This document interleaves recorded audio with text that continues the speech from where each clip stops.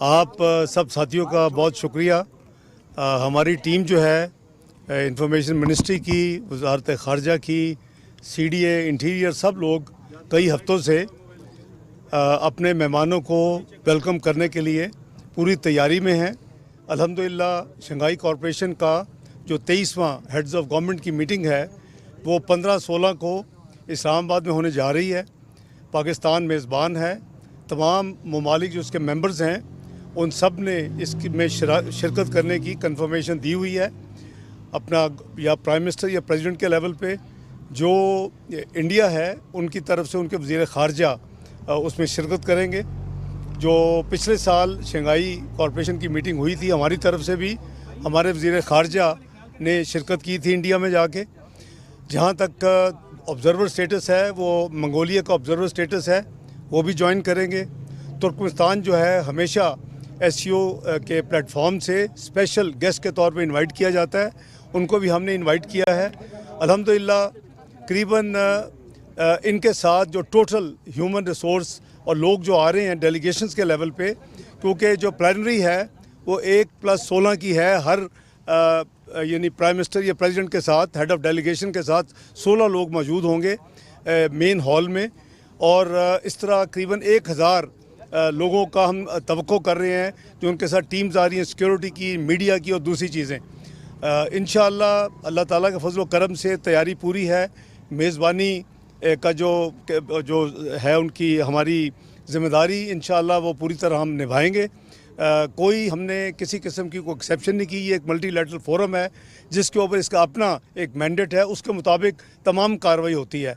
जब हम दूसरे मुल्कों में जाते हैं, आपको याद होगा कि चंद महीने पहले SCO का हेड्स ऑफ स्टेट समिट हुआ था अस्ताना में, तो पाकिस्तान के वज़ीर आज़म जनाब शहबाज शरीफ साहब ने पाकिस्तान की नुमाइंदगी की थी और बाकी उनके साथ वज़रा भी थे, मैं भी था उसमें।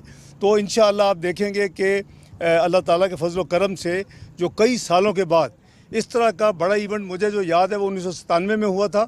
21-22 में ECO जो है वो ये इस तरह के फोरम हुए हैं मल्टीलैटरल, लेकिन जो बड़ा फोरम था वो 1997 में था। मेरे नज़दीक 27 साल के बाद पाकिस्तान एक बहुत बड़े फोरम की मेज़बानी का शर्फ अल्लाह ताला ने दिया है। इंशाअल्लाह हम इसको अपनी ज़िम्मेदारी पूरी तरह निभाएंगे। और जो हमारे मेहमान हैं उनमें से कुछ, क्योंकि सवाल है मैं उसका जवाब अपने इस बात में कर रहा हूँ। कुछ ममालिक हैं उन्होंने बायलैटरल मीटिंग्स भी मांगी हैं पाकिस्तान से वज़ीर आज़म से मिलने के लिए। वो हमने मसलन चाइना है वो तो एक दिन पहले तशरीफ़ ला रहे हैं, वो तो एक किस्म की एक्सक्लूसिव बायलैटरल मीटिंग के लिए कल आ रहे हैं बजाय 15 को आने के।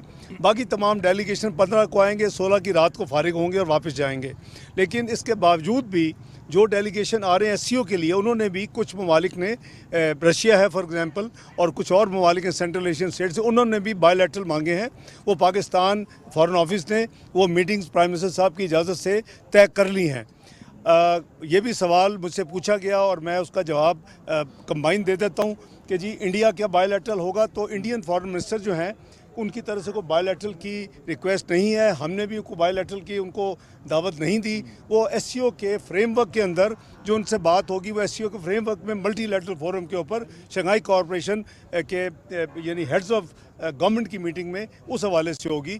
तो जब ये तमाम कार्रवाई 16 तारीख को जब मुकम्मल हो जाएगी तो फिर दोबारा SCO के स्टैंडर्ड फॉर्मेट के मुताबिक होस्ट कंट्री की तरफ से मैं और SCO के सेक्रेटरी जनरल प्रेस को डीब्रीफ करेंगे और इंशाअल्लाह वो अपनी स्टेटमेंट देंगे। मैं अपनी पाकिस्तान की तरफ से मेज़बान मुल्क होने के नाते दूंगा। तो इंशाअल्लाह आपको हम साथ साथ जारी अपडेट रखेंगे और मुझसे भी ज़्यादा स्पीड पे तारड़ साहब आपको एडवांस इंफॉर्मेशन हर चीज़ की देते रहेंगे। बहुत शुक्रिया सर। ये बताइए अभी आपने जो सोशो इकोनॉमिक कैनी साहब से करने दें, कैनी साहब बोल रहे हैं आपके पास। सर आप नायब वज़ीर आज़म इसाक डार और तारड़ साहब वॉक का तमाम किया है। तैयारियों का जो आपने देखी हैं, जो मॉडल्स आपने देखे हैं वज़ीर दाखिला और चीफ कमिश्नर इस्लामाबाद की जो मेहनतें हैं, आप कितने % को मार्क्स देते हैं? और दूसरा सबसे अहम सवाल कि एक सियासी जमात की तरफ से मुसलसल वही जो एहतजाज धरने अगर उनकी कोई कोशिश हुई तो उस हवाले से क्या हिकमत अमली और आपका इस पर क्या कमेंट होगा? देखिए, मैं पूरी टीम को, जनाब तारड़ साहब, उनकी टीम को मैं चीफ कमिश्नर साहब, चेयरमैन CDA, उनकी टीम को, मैं अनफेयर हूँगा वजारत ख़ारजा की पूरी टीम को, इंटीरियर मिनिस्ट्री की पूरी टीम को, तमाम स्टेक होल्डर्स जो ज़िम्मेदारी है वो कई हफ्तों से, वॉक तो आपके साथ आज की है, खामोशी से अकेले कई चक्कर लगाते हैं रात को उठ के, तो इसलिए आपने भी देखा अल्हम्दुलिल्लाह इन सब दोस्तों की काविशों से आपने कहा मार्क्स मेरे नज़दीक तो 100% मार्क्स होने चाहिए सबको इंशाल्लाह। बाकी आपका जो दूसरा सवाल है वो मैं समझता हूँ कि मुल्क की जो सियासत की अच्छी रिफ्लेक्शन नहीं है कि एक पार्टी वही काम कर रही है जो 2014 में उन्होंने किया था। इसी चौक में उन्होंने 126 दिन का धरना दिया। चीन के वज़ीर आज़म 1 साल के उसमें ताख़ीर हुई उनके आने में, और फिर हमने देखा कि 9 मई को जो कुछ इस मुल्क में हुआ, और रिसेंट जो हमने ऑल पार्टीज़ कॉन्फ्रेंस की, हमारा ख्याल था कि चलें ये गाज़ा के लिए है, फ़लस्तीन के शहीदों के लिए 43,000 करीबन 90,000 वहाँ ज़ख्मी हैं, ये बैरूत में जो कुछ शुरू हो चुके हैं लेबनान में उसके लिए है, तो हमारा ख्याल था कि उसमें तो वो ज़रूर अब आ जाएंगे। लेकिन आपने देखा उसमें भी उन्होंने शिरकत नहीं की। ये शिरकत ना करना तो बहुत ही मुझे अजीब लगा। देखिए हम सब के लिए पाकिस्तान सबसे टॉप प्रायोरिटी होनी चाहिए, पाकिस्तान फर्स्ट जिसे कहते हैं, और मुल्की मुफाद में अगर किसी ने कोई सियासी को काम करना है, कोई एहतजाज करना है, कोई धरना देना है, तो बहुत टाइम है। ये 2 दिन का इवेंट है और चाइना का मिला के 3 दिन का। मुल्क की क्या मैसेज आप देंगे कि एक जो पॉलिटिकल पार्टी है वो उसको ना सिर्फ पार्टिसिपेट करती नज़र नहीं आ रही ऐसे इवेंट्स में, बल्कि उसके ख़िलाफ़ उसको नाकाम बनाने में कोशिश कर रही है। तो मेरी यही आपके ज़रिए उनको ये होगी अपील कि उनको चाहिए कि 15 की कॉल को कैंसिल करें मुल्क की मुफाद में, और ये 15 की कॉल कैंसिल होनी चाहिए, ये उनके भी अपने मुफाद में। मुझे लोग कहते हैं कि आप तो हमेशा रिकन्सिलिएशन में बिलीव करते थे, आपने तो 126 दिन का धरना भी उठाया था। मैंने कहा कि मैं बिल्कुल इसमें बिलीव करता हूँ रिकन्सिलिएशन में, लेकिन 9 मई के जो एक्शन थे, जो कि आपने तमाम रेड लाइन्स को क्रॉस कर दिया, अपनी स्टेट के ऊपर हमला कर दिया, स्टेट इंस्टीट्यूशन के ऊपर हमला कर दिया, स्टेट इंस्टॉलेशन के ऊपर हमला, मैं कहा मेरे जैसा बंदा भी अब यानी मजबूर हो गया कि मैं भी नहीं कर सकता। तो मैं समझता हूँ कि इट्स नेवर टू लेट, उनको अपनी इस गलती को अभी करेक्ट कर लेना चाहिए, और ये 15 की जो उन्होंने कॉल दी इसको फौरी कैंसिल करना चाहिए। डॉक्टर साहब ये फरमाइए कि लास्ट ईयर जब हिंदुस्तान में गोवा में हुआ था SCO, जो हम गए थे वहाँ पर, तो एक ऐसा माहौल था जिसमें भारत की तरफ से पाकिस्तान के जो फॉरेन मिनिस्टर हैं उनके साथ शेक हैंड नहीं किया गया था। रात को शेक हैंड किया गया था, लेकिन पब्लिकली किसी के साथ भी नहीं किया गया था। तो एक इम्प्रेशन ऐसा लगा कि जिस तरह जो सेंटर ऑफ द स्टेज है, आपको पता है इंडिया और पाकिस्तान जहाँ पर भी हो वो सेंटर ऑफ द स्टेज है, तो हॉस्पिटैलिटी के हवाले से आप हिंदुस्तान के जो फॉरेन मिनिस्टर आ रहे हैं उनसे मिलने जा रहे हैं। पहले भी वो आए थे, और 2015 की वो जो एक हिस्टोरिक मीटिंग थी, जो प्राइम मिनिस्टर नरेंद्र मोदी आए थे नवाज शरीफ साहब के घर पे, तो उसके बाद कोई उम्मीद लगती है, क्योंकि ज़ाहिर नून लीग की ही यहाँ पर हुकूमत है जिनके साथ नरेंद्र मोदी आगे बढ़ना चाहते थे, तो कोई पॉजिटिव ट्रैजेक्टरी लग रही है? देखिए मैं समझता हूँ कि मेज़बान होने के नाते हमारी मजहबी ट्रेनिंग भी यही है, हमारे जो फाउंडर्स थे उनकी भी ट्रेनिंग यही है, और हमारी पॉलिटिकल पार्टी और उसकी लीडरशिप ने डेमोन्स्ट्रेट किया जिसका आपने जिक्र किया। तो हमें मेज़बान होने के नाते हर एक को इज़्ज़त देनी चाहिए, एहतराम से उनको करना चाहिए, और उनको वेलकम करेंगे, चाहे किसी भी मुल्क से हो। जो मेंबर SCO मेंबर है वो उस कैपेसिटी में आ रहे हैं। मैंने अभी क्लियर किया कि कोई बायलैटरल मीटिंग नहीं है, तो इसलिए SCO के फ्रेमवर्क में हम पूरी उनको प्रोटोकॉल और इज़्ज़त देंगे। साहब मैं ये पूछना चाहता हूँ कि जो इसका थीम है वो बड़ा बुनियादी है, socio cultural, economic and humanitarian issues. तो क्या आप समझते हैं कि अफगानिस्तान को डिस्कशन में लाए बगैर ये कॉन्फ्रेंस जो है वो सक्सेसफुल हो सकती है, और क्या पीस मुमकिन हो सकता है? देखिए नहीं, देखिए मैं अर्ज कर रहा हूँ, क्या वो इनवाइट नहीं किया गया? एक सेकंड है यार। देखिए जो आपने जितनी चीज़ें गिनवाई हैं, socio economic, culture, human rights वगैरह, ये सारे इसके मैंडेट में हैं SCO के। सो कोई नई चीज़ नहीं होने जा रही। ये फोरम जब भी मिलता है इन तमाम इश्यूज़ पे बात करता है, और जो बात होगी उसका खुलासा मैंने अर्ज़ कर दिया, कम्युनिके की शक्ल में प्रिपेयर होगा, और मैं और सेक्रेटरी जनरल SCO हम आपके साथ शेयर करेंगे। नंबर 1। नंबर 2, अफ़गानिस्तान पे आ जाते हैं। जहाँ तक अफ़गानिस्तान का ताल्लुक़ है, 2021 से अफ़गानिस्तान ऑब्ज़र्वर स्टेटस उनका था, वो फुल मेंबर नहीं थे, लेकिन 2021 से वो उन्होंने उनकी जो है member even observer status virtually suspended कह लें या इन्फ्रक्शंस कह लें। चूँकि 2021 से उनको इनवाइट नहीं किया जा रहा और वो पार्टिसिपेट नहीं कर रहे उन वजूहात के, तो पाकिस्तान अकेला इन मामलात में फ़ैसले नहीं कर सकता। मल्टीलैटरल फोरम पे जो मल्टीलैटरल फोरम का जो हेडक्वार्टर्स होता है वो प्रोएक्टिवली होस्ट कंट्री के साथ मिल के काम करता है। तो इसलिए हमने बिल्कुल इन्विटेशन नहीं भेजी और हमने इन अकॉर्डेंस में जो 2021 से चल रहा है उसको फॉलो किया। जी मैडम। सर, एससीओ को रीजनल तंजीमों में दुनिया की सबसे बड़ी तंजीम माना जाता है। यहाँ पे 12 ममालिक के सरबराहान आ रहे हैं, एक बड़ा मौका है पाकिस्तान के लिए, एजाज़ है कि मेज़बानी कर रहे हैं आप। पाकिस्तान का आलमी तौर पे जो उसका तशख़्ख़ुस है वो क्या आप देना चाहते हैं बाहर? और दूसरा, बहुत सारे ऐसे एस्पेक्ट्स हैं जिस तरह ट्रेड है, इकोनॉमी, इंफ्रास्ट्रक्चर और एनर्जी खुसूसन, जिससे पाकिस्तान जो है वो दुनिया ममालिक के साथ फ़ायदा उठा सकता है क्योंकि आवाम की भी नज़रें लगी हुई हैं। एंड सेकेंडली, आपने सर तैयारियाँ देखी, पाकिस्तान टेलीविज़न ताड़ सर आपके साथ मौजूद हैं, पाकिस्तान टेलीविज़न 360 का प्लान लेके इसको कवरेज कर रहा है, उस हवाले से आप क्या कहेंगे? देखें, जहाँ तक आपने कहा कि ये अपॉर्चुनिटी को अवेल करके तो वो हम कर रहे हैं। आपने देखा कि रिसेंटली मलेशिया के प्राइम मिनिस्टर आए, जो बायलैटरल हमारी हो रही हैं। अभी आपने सऊदीया का देखा, 27 MOU साइन किए गए। तो वो बायलैटरल तो हमारी मतलब रशिया से भी बात होगी, जिन्होंने बायलैटरल जिनसे हो रहे हैं, चाइना से भी बात होगी, दूसरे ममालिक से भी बात होगी, लेकिन इस फोरम को उस काम के लिए इस्तेमाल नहीं किया जा सकता। इसके अपने मैंडेट में आपको रहना पड़ेगा क्योंकि एक प्रोटोकॉल है इस फोरम का। जहाँ तक आपने कहा कि मैं PTV और अता ताड़ साहब की ऑलरेडी एक्नॉलेज कर चुका हूँ, तारीफ़ कर चुका हूँ, माशाल्लाह he is doing great job. और ये हम सब का फ़र्ज़ है कि हम होस्ट हैं और पाकिस्तान के 25 करोड़ अवाम के इसमें इंशाल्लाह बुलंद होगा नाम और इज़्ज़त अफजाई मिलेगी और इंशाल्लाह पूरा हमें इस पर अपनी जिम्मेदारी अदा करें। सर, एससीओ समिट का स्पेक्ट्रम तो जैसे आपने बताया कि वसी है, जबकि SCO heads of council of government का स्पेक्ट्रम डिफरेंट है, जो कि कनेक्टिविटी और इकोनॉमी पे है। तो क्या हम उम्मीद कर सकते हैं कि ये कनेक्टिविटी जो इंडिया और पाकिस्तान की ट्रेड के हवाले से भी इस पर कोई, क्योंकि दोनों रुकन ममालिक हैं, तो बात आगे बढ़ सकती है? देखिए, एक ब्रॉडर कॉन्टेक्स्ट में अपना नॉर्थ साउथ ये सारी कनेक्टिविटी में हमारी कई ममालिक से बात हो रही है। रेलवे की लिंकेजेस की बात हो रही है, रोड लिंकेजेस की बात हो रही है। वो हम अपनी एफर्ट्स ये गवर्नमेंट मियां शहबाज शरीफ साहब की क़यादत में कंटिन्यूसली कर लिए पिछले 8 महीने में और इंशाल्लाह करती रहेगी। इसका मैं रिपीट करूंगा कि वो इसका मैंडेट जो है ना, हमें उसके अंदर रहना है।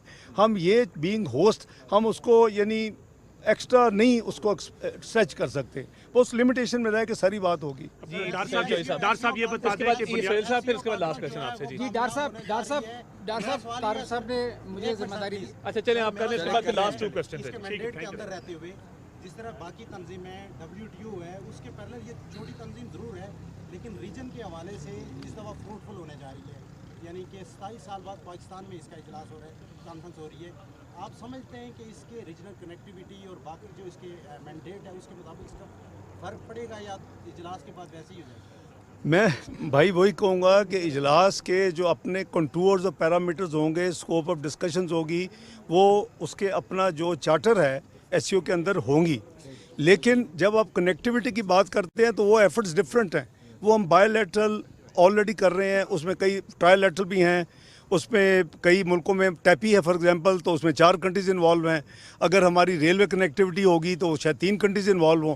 तो ये सारी चीज़ें ऑलरेडी पैरेलल शहबाज शरीफ साहब की क़यादत में हो रही हैं और होती रहेंगी इंशाल्लाह। जी सोहेल साहब लास्ट, सेकंड लास्ट, फिर लास्ट आप। जी वज़ीर ख़ारजा साहब, ये बताइएगा कि पाकिस्तान एससीओ का एक इम्पोर्टेंट वाइब्रेंट कंट्री बन के उभरा है और एससीओ राइजिंग, जिस तरह ईस्ट राइज कर रहा है, पाकिस्तान और एससीओ मिल के राइज कर रहे हैं। तो इसमें जो हमारा इस दफ़ा एससीओ का थीम है वो प्रॉस्पेरिटी है। तो प्रॉस्पेरिटी के हवाले से पाकिस्तान ने क्या कोई सॉलिड रोड मैप बनाया है कि पूरे रीजन की प्रॉस्पेरिटी किस तरीके से पॉसिबल है, और उसमें बॉटलनेक्स जो हैं वो क्या हैं, नॉन टैरिफ बैरियर्स हैं और कुछ इस तरह की चीज़ें हैं? देखिए, प्रॉस्पेरिटी के लिए पूरे रीजन को इंटीग्रेशन की ज़रूरत होगी, उसके लिए अमन की ज़रूरत होगी।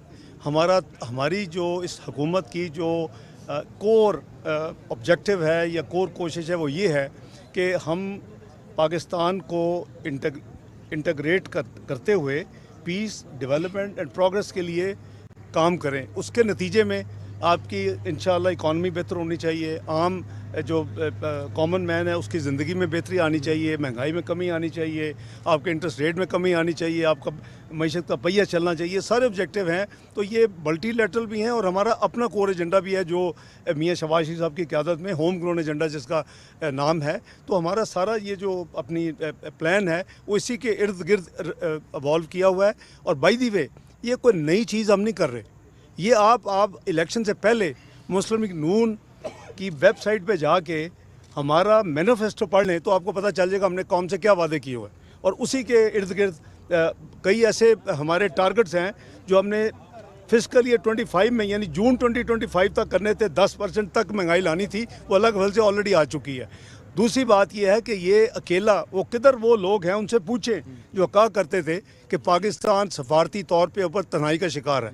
अब आज उनसे पूछें कि जी तन्हाई का शिकार है या सारी मेरे दोस्तों की कॉलीग्स की दिन रात की यानी उसको बिज़ी रखा हुआ हमने। तो अभी ये ख़त्म होगा तो उसके बाद कई और सऊदी अरेबिया की कमिटमेंट है, चोगम आगे आ रहा है कॉमनवेल्थ का समाव में। उसके अलावा अपना सऊदी अरेबिया मैंने जैसे अर्ज़ किया कि वो फाइनेंशियल इन्वेस्टमेंट इनिशिएटिव का जो करते हैं। उसके बाद कतर की एग्जीबिशन है। तो ये सारी चीज़ें और जस्ट 1 जनवरी से अल्लाह के फजल करम से ये आपकी दुआएं हैं 25 करोड़ आवाम की कि पाकिस्तान 12 साल पहले जब UN सिक्योरिटी काउंसिल का मेंबर बना था तो 1 वोट की बढ़ोतरी से मेंबर बना था। इस दफ़ा अल्लाह के फजल करम से 182 वोट वर्सेस 5। तो ये पाकिस्तान के जो कहते थे कि सफारती तौर पे तनाह हो चुका है वो आज रीअसेस करें कि आज पाकिस्तान किधर खड़ा है। और वो हम अपने 2 साल मेंबर्स UN सिक्योरिटी काउंसिल के हवाले से अपने एजेंडे को, ग्लोबल एजेंडे को, और ये जो अभी पीछे मुझे पीस, प्रॉस्पेरिटी, डेवलपमेंट और प्रोग्रेस की बात कर रहे थे उस एजेंडे को आगे लेके चलेंगे। मेरा सर पाकिस्तान के डिप्टी वज़ीर आज़म से ये सवाल है, यकीनन शंघाई ताउन तंजीम का अपना एक मैंडेट है, अपना प्रोटोकॉल है, लेकिन अभी आपने बताया कि 2 तरफा मुलाकातों की पाकिस्तान की क़यादत से फ़लस्तीन के लिए, गज़ा के लिए पाकिस्तान ने बहुत कुछ किया है सर। इसमें बिल्कुल शुक्र शुबे से बाला तरह आपने आल पार्टीज़ कॉन्फ्रेंस बुलाई और कौमी इत्तेफाक राय पैदा किया।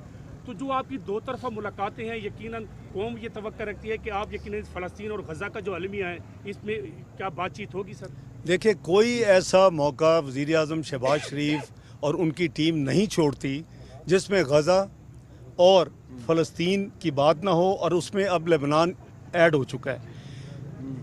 प्राइम मिनिस्टर ने रियाद में जो बातें की वहाँ वही बात थी। अभी मलेशियन प्राइम मिनिस्टर है, उनके साथ वही बातें हुई। चीनी क़यादत अगर इवन उधर मिली, UN में जितनी स्ट्रॉन्ग उन्होंने स्पीच की पाकिस्तान की नुमाइंदगी करते हुए। OIC जो हेड्स ऑफ गवर्नमेंट समिट था गैम्बिया में, वहाँ से शुरू हुआ। हमने ना सिर्फ गज़ा की और कश्मीर की, कश्मीर के ऊपर OIC का कॉन्टैक्ट ग्रुप OIC कश्मीर के ऊपर वो कई सालों से नहीं मिला था। पहली दफ़ा कई सालों के बाद पाकिस्तान की कोशिशों से मैं पाकिस्तान की और वज़ीर आज़म की नुमाइंदगी कर रहा था दोनों कैपेसिटीज़ में, वज़ीर ख़ारजा और उनके बिहाफ पे हमने वो उस पर कॉन्टैक्ट ग्रुप पे मीटिंग करवाई जिसमें तमाम मेंबर्स ने शिरकत की। हमने इस्लामोफोबिया पे वहाँ एक सेक्रेटरी जनरल का एक परमानेंट एनवाय यानी मुकर्रर करवाया। गज़ा के ऊपर हमने भरपूर जो आपने UN में वज़ीर आज़म शहबाज शरीफ का जो देखा है, ये हमारी बड़ी क्लैरिटी है। उसके बाद D8 हुआ, पाकिस्तान की नुमाइंदगी करते हुए हमने फुल फोर्स के ऊपर सिर्फ गज़ा का था। उसके बाद अमान में king of Jordan, president of Egypt, UN secretary general ने ये किया और हमने भरपूर अपनी नुमाइंदगी की। और बाई नेम शायद ही किसी ने इसराइल के ऊपर अटैक किया हो या क्रिटिसाइज़ किया हो जो हमने किया अल्लाह के फजल करम से। अभी उसके बाद जद्दा में हुआ, उसमें मैंने पाकिस्तानी नुमाइंदगी की और फॉरेन ऑफिस ने यानी परफॉर्म किया वहाँ कि हमने उधर। तो अभी एक और होने जा रहा है, मैं आपको अभी बता देता हूँ कि अंडर कंसिडरेशन है OIC की हेड्स की मीटिंग, और उसके साथ जो अरब लीग है वो भी शायद कंबाइन हो जाए। और एजेंडा क्या होगा? सिर्फ 1 पॉइंट एजेंडा कि जो बर्बरियत हो रही है गज़ा में, लेबनान में, उसके हवाले से 1 पॉइंट एजेंडा होगा। तो हम तो इसमें कोई जगह नहीं छोड़ते जहां हम उनकी आवाज़ ना बने, और अपना और साथ साथ प्रैक्टिकल भी कर रहे हैं। 10 कंसाइनमेंट जा चुकी हैं। पहले इजिप्ट के जा रही थी, उसमें कोई मसाइल आ रहे थे।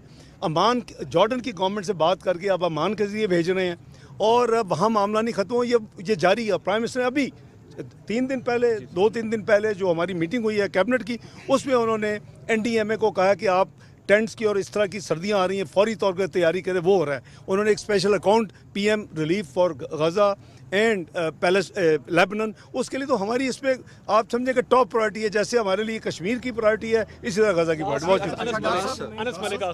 एक जो डॉक्यूमेंट अडॉप्ट होना है वो है cooperation among SCO trade body, जो कि पाकिस्तान का प्रपोजल था, इस मीटिंग में अडॉप्ट होना है। How do you see that, what do you have to say on that, कि कितनी बड़ी पाकिस्तान की एज अ सक्सेस के तौर पे, अब वो भले SCO डॉक्यूमेंट के तौर पे अडॉप्ट होगा लेकिन पाकिस्तान प्रपोजल था, how do you see that? देखें, अल्लाह के फल से मैं समझता हूं पाकिस्तान की कामयाबी है कि उसके हवाले से SCO के मेंबर ममालिक के कॉमर्स एंड ट्रेड मिनिस्टर्स की मीटिंग हो चुकी है।